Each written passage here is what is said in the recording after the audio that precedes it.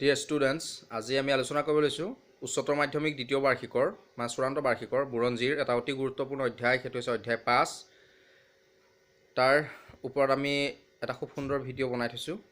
অসমৰ সংক্ষিপ্ত ইতিহাস, মানে প্ৰাগ ঐতিহাসিক যুগৰ পৰা বৰ্তমান যুগলৈকে যিখিনি আছে সেই গোটেইখিনিৰ ওপৰত আমি সামগ্ৰিকভাৱে এটা ক্লাছ হোৱাকৈ কিছু আলোচনা কৰিছোঁ। গতিকে সময় নষ্ট নকৰি বলক আৰম্ভ কৰোঁ আজি ভিডিঅ'টো, মানে আজি ক্লাছটো। আৰু তাত যদি কাৰোবাৰ কিবা সমস্যা থাকে, কিবা নুবুজা থাকে, তেনেহ'লে কমেণ্ট ছেকশ্যনত গৈ মোক যদি কমেণ্ট কৰে, মই পৰৱৰ্তী সময়ত সেই সকলো সমস্যা সমাধান কৰিবলৈ নিশ্চয় চেষ্টা কৰিম। আৰু সদায় কোৱাৰ দৰে আজিও কওঁ, সকলোৱে লাইক কমেণ্ট শ্বেয়াৰ কৰিব, যিমান পাৰে ছাবস্ক্ৰাইব কৰিব। শ্বেয়াৰ এইটোৰ বাবে কৰিব কওঁ যাতে আপোনাৰ দৰে আন সকলোৱে কম বেছি পৰিমাণে অলপ নহয় অলপ উপকৃত হওক। তেনেহ'লে সময় নষ্ট নকৰিবলৈ আৰম্ভ কৰোঁ আজিৰ ক্লাছটো। ডিয়াৰ ষ্টুডেণ্টছ, আজি আমি আলোচনা কৰিব লৈছোঁ উচ্চতৰ মাধ্যমিক চূড়ান্ত বৰ্ষৰ বুৰঞ্জীৰ 5 নম্বৰ অধ্যায়, অসমৰ সংক্ষিপ্ত ইতিহাস। ইয়াৰ এই প্ৰাগ ঐতিহাসিক যুগ প্ৰথমটো যি আমি সেই বিষয়ে অলপ চাওঁ। যে প্ৰাগ ঐতিহাসিক যুগ বুলি ক'লে সাধাৰণতে ইতিহাসে যিখিনি সময় ঢুকি নাপায় বা যিখিনি সময়ৰ বিষয়ে কোনো ঐতিহাসিক সমলে আমাক একো তথ্যৰ যোগান ধৰিব নোৱাৰে, মানে ইতিহাসে ঢুকি পোৱা যুগৰ আগৰ সময়ছোৱা। এতিয়া সেইখিনি কথা আমি আলোচনা কৰিব লাগিব আজি। ইয়াতে হৈছে যে খ্ৰীষ্টীয় 4ৰ্থ শতিকাৰ আগৰ অসমৰ যিটো ৰাজনৈতিক বুৰঞ্জী, তাৰ বিষয়ে আমি কোনো বিস্তৃত তথ্য নাপাওঁ। সেইবাবে আমি উপযুক্ত আৰু যথেষ্ট পৰিমাণৰ সমল নথকাৰ বাবেই প্ৰাচীন অসমৰ ইতিহাসৰ এই সময়ছোৱাক প্ৰাগ ঐতিহাসিক যুগ বুলি কোৱা হয়। মহাকাব্য ৰামায়ণ আৰু মহাভাৰতত অসমক প্ৰাগজ্যোতিষপুৰ বুলি অভিহিত কৰা হয়। অৰ্থাৎ মহাকাব্য ৰামায়ণ আৰু মহাভাৰতত অসমক কি বুলি উল্লেখ আছে, যে প্ৰাগজ্যোতিষপুৰ বুলি উল্লেখ আছে। লগতে মই আৰু এটা কথা কওঁ যে কামৰূপ বুলি উল্লেখ আছিলে কিহত, সেই কথাটো তোমালোকে জানি থোৱাটো উচিত। যিবিলাক পুৰাণ আছিল, পুৰাণ আৰু তন্ত্ৰ, এই পুৰাণ আৰু তন্ত্ৰত কিন্তু কামৰূপ বুলি কোৱা আছিল। আৰু এই যোগিনী তন্ত্ৰ মতে কেতিয়াবা এটা প্ৰশ্ন আহিব পাৰে যে যোগিনী তন্ত্ৰ মতে পুৰণি কামৰূপ ৰাজ্য কেইটা ভাগত বিভক্ত আছিল। তেতিয়া আমি লিখিব লাগিব যে যোগিনী তন্ত্ৰ মতে পুৰণি কামৰূপ ৰাজ্যখন 4টা ভাগত বিভক্ত আছিল: ৰত্নপীঠ, কামপীঠ, স্বৰ্ণপীঠ আৰু সৌমাৰপীঠ। ৰত্নপীঠ, কামপীঠ, স্বৰ্ণপীঠ আৰু সৌমাৰপীঠ। এতিয়া আজি আমি গম পালোঁ যে প্ৰাগজ্যোতিষপুৰ অৰ্থাৎ ৰামায়ণ আৰু মহাভাৰতত অসমক প্ৰাগজ্যোতিষপুৰ বুলি অভিহিত কৰিছিল। সেই প্ৰাগজ্যোতিষৰ এতিয়া প্ৰথম ৰজা, এইটো আমি চাম 5.2 5.2 ইউনিট, যিটো আছে দানৱ আৰু অসুৰ বংশীয় ৰজাসকল। সেই দানৱ আৰু অসুৰ বংশীয় ৰজাসকলৰ ক্ষেত্ৰত আমি এইটো কথা আলোচনা কৰিম। কিংবদন্তি অনুসৰি কি হৈছিলে যে প্ৰাগজ্যোতিষৰ প্ৰথমজন ৰজা আছিলে মহিৰংগ দানৱ। এক মাৰ্কৰ বাবে কেতিয়াবা আহিবও পাৰে এই প্ৰশ্নটো, জানি থোৱাটো ভাল যে প্ৰাগজ্যোতিষৰ প্ৰথমজন ৰজা আছিল মহিৰংগ দানৱ। আচলতে তেওঁ মানে ৰজা নহয়, প্ৰকৃততে তেওঁ আছিল এজন জনজাতীয় মুৰব্বী। যি কি নহওক, তেওঁৰ পিছতেই প্ৰাগজ্যোতিষৰ ৰাজত্ব কৰিছিলে হতকাসুৰ, সম্বৰাসুৰ আৰু ৰত্নাসুৰ নামেৰে 3জন ৰজাই। এওঁলোকক ম্লেজ বুলি কোৱা হৈছিল। আৰু মহিৰংগ দানৱক দানৱ বুলি কোৱা হৈছিল, কিন্তু তেওঁৰ উত্তৰাধিকাৰীসকল যিসকল আছিল তেওঁলোকক অসুৰ বুলি কোৱা হৈছিল। এতিয়া মহিৰংগ দানৱৰ পিছত ক্ৰমে হতকাসুৰ, সম্বৰাসুৰ আৰু ৰত্নাসুৰ, তাৰপিছত ঘটকাসুৰ ৰজা হৈছিল। আৰু ঘটকাসুৰক যুদ্ধত পৰাস্ত কৰি নৰকাসুৰ প্ৰাগজ্যোতিষৰ ৰজা হৈছিল। তাৰপিছত যদিও প্ৰথম অৱস্থাত নৰকাসুৰ ধৰ্মপ্ৰাণ ব্যক্তি আছিল, এজন খুব ভালকৈ তেওঁ চলিছিল, ধৰ্মপ্ৰাণ সেই ব্যক্তিজনেই, সেই ৰজাজনেই পিছলৈ কিন্তু কি হৈছিল, তেওঁ খুব অত্যাচাৰী হৈ উঠিছিল। তেওঁ ইমানেই অত্যাচাৰী হৈ উঠিছিল নৰকাসুৰ, যে তেওঁ কামাখ্যা দেৱীৰ পূজা অৰ্চনা এৰি তেওঁক বিয়া কৰাবলৈ ইচ্ছা কৰিছিল। সেয়েহে ইমানেই তেওঁৰ ত্ৰাসৰ সৃষ্টি কৰিছিল যে সেই অত্যাচাৰৰ কথাত শ্ৰীকৃষ্ণই জানিব পাৰি কি কৰিছিলে, নৰকাসুৰক বধ কৰি ভগদত্তক প্ৰাগজ্যোতিষৰ ৰজা পাতিছিল। ভগদত্তৰ পিছত তেওঁৰ ভায়েক ব্ৰজদত্ত ৰজা হয়। আৰু এনেধৰণেৰে আমি এই কথাখিনি আলোচনা কৰিছোঁ লগতে আমি এটা চাম যে ঐতিহাসিক যুগৰ আৰম্ভণি কেতিয়া হৈছিলে, যিটো হিষ্ট্ৰিকেল এজ। এই 4ৰ্থ শতিকাৰ কথাটো আমি ইতিমধ্যে কৈছোঁ। এতিয়া অসমৰ ৰাজনৈতিক বুৰঞ্জীৰ 4ৰ্থ শতিকাৰ মাজভাগৰ পৰাহে আচলতে ধাৰাবাহিকভাৱে পোৱা গৈছে। আৰু এই সময়ছোৱাৰ ভিতৰত যিটো বৰ্মন বংশ, সেই বৰ্মন বংশৰ ৰজাসকলে ৰাজত্ব আৰম্ভ কৰিছিল।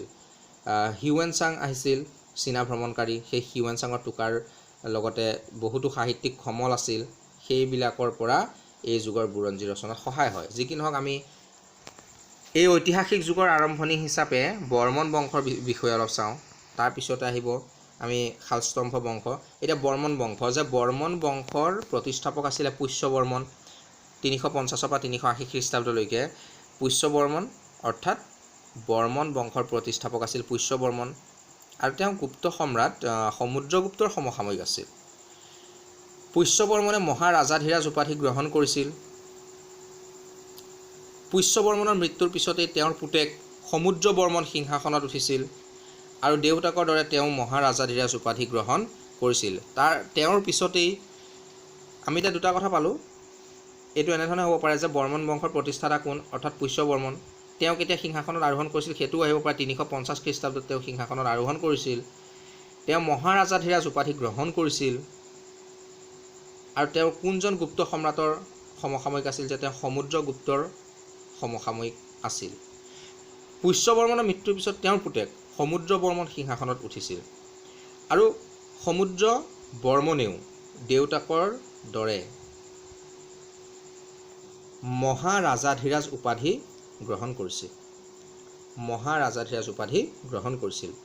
সমুদ্ৰ বৰ্মনৰ পিছত বল বৰ্মন, মানে তেওঁৰ পুতেক বল বৰ্মনৰ পিছত তেওঁৰ পুতেক কল্যাণ বৰ্মনৰ পিছত গণপতি বৰ্মন বা গজেন্দ্ৰ বৰ্মন, তাৰ পিছত মহেন্দ্ৰ বৰ্মন, তাৰপিছত নাৰায়ণ বৰ্মন, তাৰপিছত ভূতি বৰ্মন। এই ভূতি বৰ্মনৰ আন এটা নাম আছিলে মহাভূত বৰ্মন।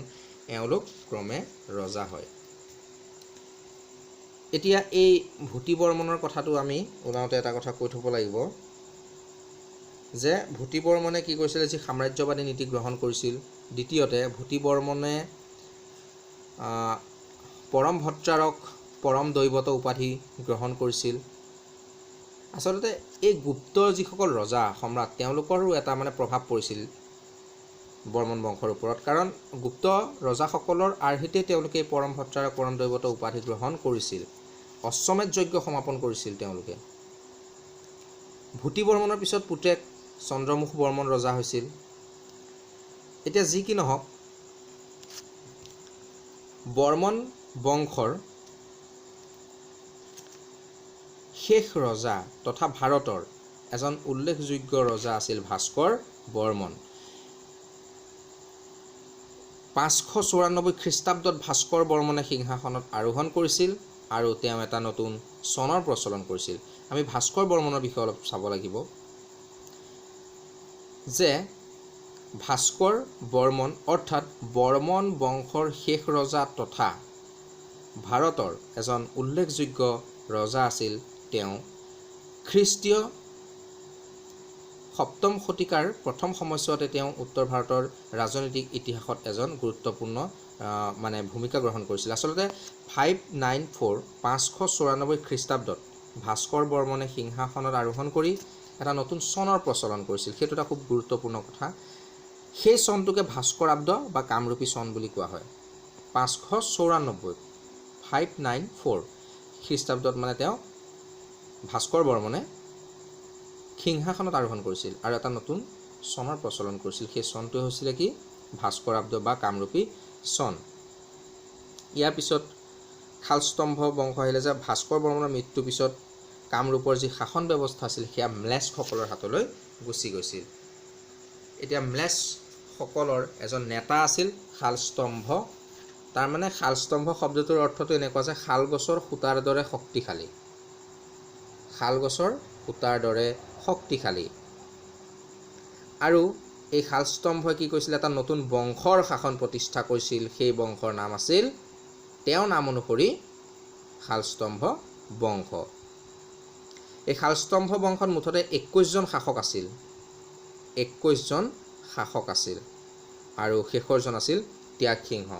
যি কি নহওক, তাৰপিছত আহিলে পাল বংশ, যে শালস্তম্ভ বংশৰ শেষ ৰজা ত্যাগ সিংহৰ কোনো উত্তৰাধিকাৰী নোহোৱাকৈ তেওঁ যেতিয়া মৃত্যু হ'ল, মৃত্যু হোৱাত ৰাজ্যত পুনৰ এক অৰাজক অৱস্থাৰ সৃষ্টি হৈছিল। এতিয়া এই পাল বংশৰ যিটো এটা আনুমানিক সময় দিয়া হৈছে সেইটো 990 পৰা 1142 খ্ৰীষ্টাব্দলৈ। পাল বংশৰ আনুমানিক সময় হৈছে 990 পৰা 1142 খ্ৰীষ্টাব্দলৈ। ৰত্নপাল পাল বংশৰ এজন অতি শক্তিশালী ৰজা আছিল। ৰত্নপাল পাল বংশৰ এজন অতি শক্তিশালী ৰজা আছিল।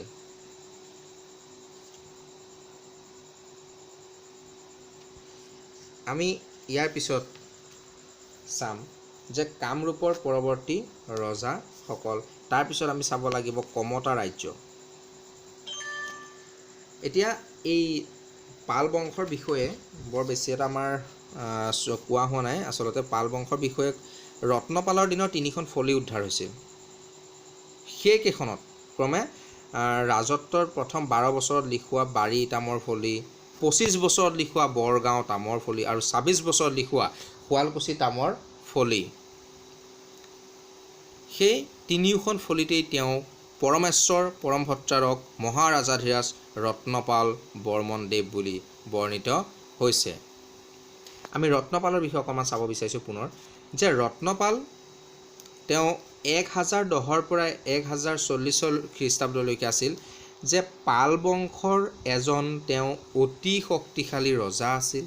ৰত্নপালৰ দিনৰ 3খন ফলি ইতিমধ্যে উদ্ধাৰ হৈছে আৰু সেই 3খন হৈছে যে সেই 3খনত মানে ক্ৰমে ৰাজত্বৰ প্ৰথম 12 বছৰত লিখোৱা যিটো বাৰী তামৰ ফলি, 25 বছৰত লিখোৱা বৰগাঁও তামৰ ফলি আৰু 26 বছৰত লিখোৱা শুৱালকুছি তামৰ ফলিখন, 3খন ফলিতেই কিন্তু ৰত্নপালক পৰমেশ্বৰ পৰমভট্টাৰক মহাৰাজাধিৰাজ ৰত্নপাল বৰ্মন দেৱ বুলি বৰ্ণিত হৈছে। তেওঁ ৰাজধানী ব্ৰহ্মপুত্ৰ নদীৰ পাৰত নিৰ্মাণ কৰাই দুৰ্জয়া বা শ্ৰী দুৰ্জয়া নামেৰে নামকৰণ কৰিছিল, যাৰ অৰ্থ অজেয় বা অভেদ্য। তেওঁ বহু ব্ৰাহ্মণক ভূমিদান কৰিছিল। এতিয়া ৰত্নপালে কি কৰিছিল, ৰত্নপালে কি উপাধি লৈছিল বা ৰত্নপালে লোৱা উপাধি সম্পৰ্কত ফলিত বা উদ্ধাৰ কৰা যিবিলাক তেওঁৰ দিনৰ ফলি আছিল, সেই ফলিবিলাকত কি বুলি আছে, যে পৰমেশ্বৰ পৰমভট্টাৰক মহাৰাজাধিৰাজ ৰত্নপাল বৰ্মন দেৱ বুলি উল্লেখ আছে। ইয়াৰ পিছত আমি চাব লাগিব কমতা ৰাজ্যৰ বিষয়ে আৰু কামৰূপৰ যিবিলাক পৰৱৰ্তী ৰজা। আচলতে পাল বংশৰ অন্ত 1138 খ্ৰীষ্টাব্দত কামৰূপত পাল বংশৰ ৰাজত্বৰ অন্ত পৰে। মানে 1138 খ্ৰীষ্টাব্দত কামৰূপত পাল বংশৰ ৰাজত্বৰ অন্ত পৰে। তাৰপিছত কামৰূপৰ সেই পৰৱৰ্তী যিবিলাক 1138 খ্ৰীষ্টাব্দৰ পিছৰ ৰজাসকল আছিলে, পশ্চিমাঞ্চলত আছিল, তেওঁলোকৰ বিষয়ে আমি অলপ চাব লাগিব। আৰু কমতা ৰাজ্যৰ বিষয়ে আমাৰ কিছু চাব লগা আছে, যে ত্ৰয়োদশ শতিকাৰ মাজভাগৰ পৰা ষষ্ঠদশ শতিকাৰ আৰম্ভণিলৈকে এই 250 বছৰ কাল কমতা ৰাজ্য তিষ্ঠি আছিল। তাৰমানে কমতা ৰাজ্য কেতিয়াৰ পৰা কেতিয়ালৈকে আছিল, এতিয়া মেইন কথা হ'ল সেইটো যে কমতা ৰাজ্য কেতিয়াৰ পৰা কেতিয়ালৈ, ত্ৰয়োদশ শতিকাৰ মাজভাগৰ পৰা ষষ্ঠদশ শতিকাৰ আৰম্ভণিলৈকে প্ৰায় 250 বছৰ কাল কমতা ৰাজ্য আছিল, তিষ্ঠি আছিল কমতা ৰাজ্য। এই কমতা ৰাজ্যৰ যি ৰজা, তেওঁৰ উপাধি হ'ল কামেশ্বৰ। অৱশ্যে কমতা ৰাজ্যৰ যি ৰাজনৈতিক বুৰঞ্জী সেই বিষয়েও বহুত বেছি পৰ্যাপ্ত মানে নাই, কোনো পৰ্যাপ্ত পৰিমাণৰ ৰাজনৈতিক বুৰঞ্জী অধ্যয়নৰ বাবে তেনেকুৱা লিপি বা মোহৰ বিশেষ কোনো চ'ৰ্চ, কোনো উৎসৰ নাই। তথাপিও মধ্যযুগৰ যিবিলাক বৈষ্ণৱ সাহিত্যই হওক, বুৰঞ্জী পুথিয়েই হওক, মুছলমান লেখকসকলৰ পৰা কিছু তথ্য পোৱা যায় যেনে মানে ৰামচৰণ ঠাকুৰৰ গুৰুচৰিতেই হওক গুৰুচৰিতৰ পৰা সেই সময়ৰ কামৰূপ ৰাজসন্ধ্যাৰ পৰাই হওক আৰম্ভ কৰি তেওঁৰ সেই বংশৰ 4জন ৰজাই প্ৰায় 14 শতিকাৰ আৰম্ভণিলৈকে কমতা ৰাজ্য শাসন কৰিছিল অৰ্থাৎ ৰামচৰণ ঠাকুৰৰ গুৰুচৰিতৰ পৰা জনা যায় যে কামৰূপ ৰাজসন্ধ্যাৰ পৰা আৰম্ভ কৰি তেওঁৰ বংশৰ 4জন ৰজাই প্ৰায় 14 শতিকাৰ আৰম্ভণিলৈকে কমতা ৰাজ্য শাসন কৰিছিল তেওঁলোক কোন কোন আছিল যে তেওঁলোক হ'ল ক্ৰমে সন্ধ্যা সিন্ধুৰায় ৰূপনাৰায়ণ আৰু সিংহধ্বজৰ মন্ত্ৰীৰ নাম আছিল প্ৰতাপধ্বজ আৰু সিংহধ্বজক হত্যা কৰি তেওঁ নিজেই ৰজা হৈছিল এই প্ৰতাপধ্বজ ৰজায়ে যিনি ব্ৰহ্মপুত্ৰ উপত্যকাত শক্তিশালী হৈ উঠা আহোম ৰজা সুখাম্ফাৰ লগত মিত্ৰতা স্থাপন কৰি জীয়েক ৰাজনীক আহোম ৰজালৈ বিয়া দিছিল ইয়াৰ পিছত আমি চাব লাগিব আহোমসকলৰ আগমনৰ সময়ত অসমৰ ৰাজনৈতিক অৱস্থাৰ বিষয়ে এই মুহূৰ্তলৈকে আমি যিখিনি চালোঁ তাত যদি কিবা কাৰোবাৰ অসুবিধা হয় কাৰণ আমি কম বেছিকৈ সকলো ৰজাকে সকলো শাসককে আমি তেওঁলোকৰ বিষয়ে অলপমান জানিবলৈ টাচ কৰি যাবলৈ চেষ্টা কৰিছোঁ ইয়াৰ পিছত আমি চাম 5.9 আহোমসকলৰ আগমনৰ সময়ত অসমৰ ৰাজনৈতিক অৱস্থা মানে ত্ৰয়োদশ শতিকাৰ কথা কৈছোঁ যে ত্ৰয়োদশ শতিকাত যিটো কামৰূপ কমতা ৰাজ্যৰ সমসাময়িকভাৱে গোটেই ব্ৰহ্মপুত্ৰ উপত্যকাত এটা নতুন ৰাজনৈতিক পৰিস্থিতিৰ সৃষ্টি হৈছিল আমি জানো যে প্ৰথমজন স্বৰ্গদেউ আহোমৰ স্বৰ্গদেউ চাওলুং চুকাফাই যেতিয়া চীন দেশৰ ইউনান প্ৰদেশৰ পৰা আহিছিল মুংমাওৰ পৰা তেওঁ আহি ইয়াত কি কৰিছিলে বৰ অসমৰ ভেটি প্ৰতিষ্ঠা কৰিছিলে আহোম শাসনৰ তেওঁ প্ৰতিষ্ঠা কৰিছিল এতিয়া স্বৰ্গদেউ চাওলুং চুকাফাৰ পৰা আৰম্ভ কৰি আমি সকলোৰে বিষয়ে ইয়াতে আলোচনা কৰিম আহোমসকলৰ আগমনৰ সময়ত ব্ৰহ্মপুত্ৰ উপত্যকাই হওক বা অসমৰ যি ৰাজনৈতিক পৰিস্থিতি বা ৰাজনৈতিক অৱস্থা কেনেকুৱা আছিল আচলতে 1228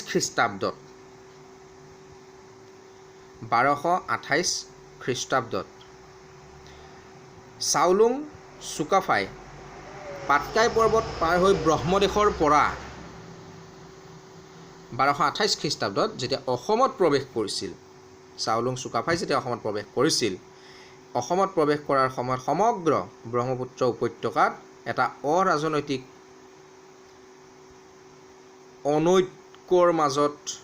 অনৈক্যৰ এটা চিত্ৰ প্ৰতিফলিত হৈছিল মানে ৰাজনৈতিকভাৱে কোনো শক্তিশালী এক শক্তিৰ একছত্ৰী কোনো শক্তিৰ অধীনত ব্ৰহ্মপুত্ৰ উপত্যকা নাছিল এটা ৰাজনৈতিক অনৈক্যৰ চিত্ৰ তেওঁ দেখা পাইছিল কাৰণ বৰ্তমান শিৱসাগৰ আৰু ডিব্ৰুগড় জিলাৰ কিছু অঞ্চলক লৈ সেই সময়ত চুকাফাই আহোম ৰাজ্য প্ৰতিষ্ঠা কৰাৰ সময়ত ৰাজ্যখনৰ উত্তৰে আছিল মৰাণ আৰু বৰাহী নামৰ দুটা মংগোলীয় জনজাতি তেওঁলোকে প্ৰায় স্বাধীনভাৱেই ব্ৰহ্মপুত্ৰ উপত্যকাৰ পূব দিশত বসবাস কৰিছিল উত্তৰে বুঢ়ীদিহিং দক্ষিণে দিচাং পূবে চফৰাই পশ্চিমে ব্ৰহ্মপুত্ৰ এই ঠাইখিনিত মৰাণসকলে বাস কৰিছিল আনহাতে বৰাহীসকলে উত্তৰে দিচাং দক্ষিণে দিখৌ আৰু পূবে নগাহাট আৰু পশ্চিমে বৰাহী ফিকাৰ মধ্যৱৰ্তী অঞ্চলটোত বসবাস কৰিছিল সেই সময়ত চুকাফাৰ ব্ৰহ্মপুত্ৰ উপত্যকালৈ মানে আগমনৰ সময়ত মৰাণ আৰু বৰাহী দুই পক্ষ মিলাই 4000 মান যোদ্ধা আছিল বৰাহীসকলৰ ৰজাৰ নাম আছিল ঠাকুমথা আৰু তেওঁৰ ৰাজধানী চৰাইদেউ পাহাৰৰ নামনিত আছিল আৰু মৰাণসকলৰ ৰজাৰ নাম আছিল বডৌচা তেওঁৰ ৰাজধানী আছিল শদিয়াৰ দক্ষিণে ককতাল নামে ঠাইত এই দুই জনজাতিয়ে সৰ্বপ্ৰথমে কি কৈছিল আহোমৰ সাৰ্বভৌমত্ব স্বীকাৰ কৰিছিল